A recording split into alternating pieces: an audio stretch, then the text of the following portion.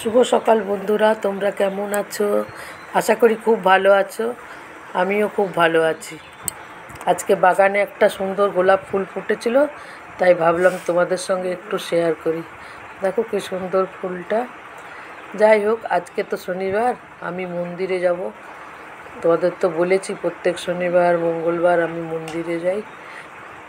মন্দিরে যাওয়ার জন্য আমি স্নান টান সেরে একদম রেডি হয়ে গেছি। স্নান করে নিয়ে আমি ফুল টুল তুলে নিয়েছি। এবার আমি মন্দিরে যাব।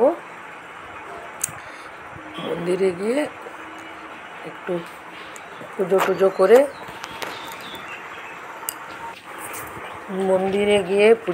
করে একটু হনুমান চল্লিশা পড়ব। প্রথমে ওই ভোলা বাবার মাথায় জল ঢেলে নিচ্ছি। ভোলা বাবার পুজো করে নেব, তারপর ওই দিকে শনি দেবতার পুজো করব। এখানে অশ্বত্থ গাছ আছে, অশ্বত্থ গাছে প্রদীপ জ্বালিয়ে দেবো, জল দিয়ে দেবো, প্রসাদ দিয়ে দেবো, প্রদীপ জ্বালিয়ে দেবো।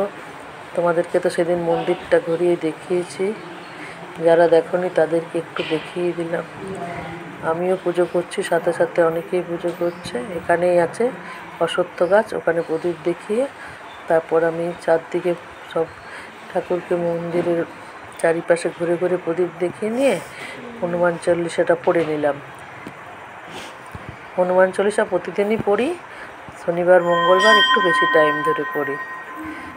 ওইদিকে আবার মেয়ে একটু পুজো করতে এসেছে, সে আবার দেখছি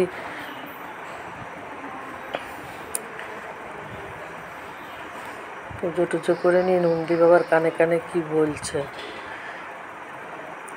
বাড়ি চলে এলাম।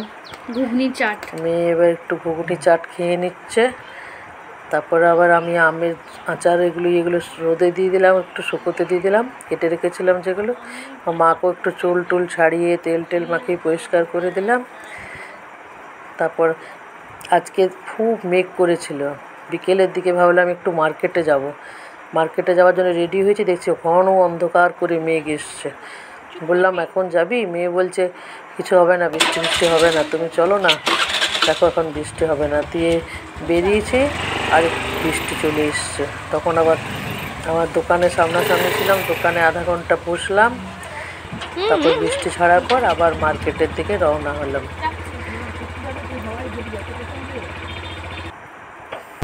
এই যে মার্কেটের দিকে যাচ্ছি, হালকা হালকা গুড়ি গুড়ি বৃষ্টি পড়ছে, চারিদিকে জল জমা হয়ে আছে। মার্কেটে গিয়ে তারপরে একটু আমার বেডশিট দোকানের জন্য দরকার ছিল।